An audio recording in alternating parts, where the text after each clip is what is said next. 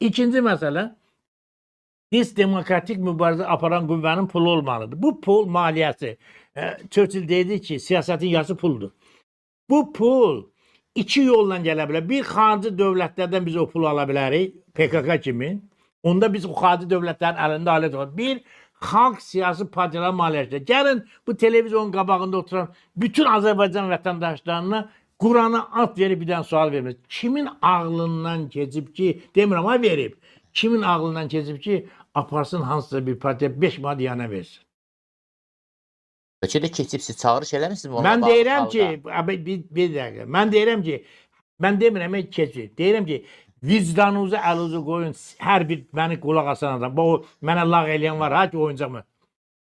Ürəyindən keçibmi ki, mən aparım 5 manat Müsavat Partiyasından yardım edeyim, ya Xalq Cəbhəsindən yardım edeyim. Qardaşım, siyasi partiyaların, siyasi işi qurmaq üçün, siz dediniz vəzifələr yenilmək üçün, bizə milyonlarla pul lazımdır.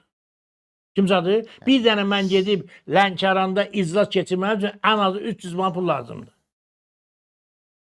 Yaxşı, sən deyirsən ki, o bizim bir məhsul söhbədə çörəyi paralama, qatığı yaralama, doğra doyunca ye. Bunlar hamısı nağıldır. Bunlar hamısı nağıldır.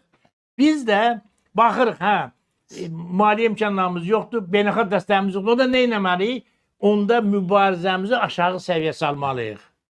Kimzadır? Bir yerdə Azərbaycanda misal verək, nəyə görə Bostan əc. Vəssalam. Yəni, məsələn,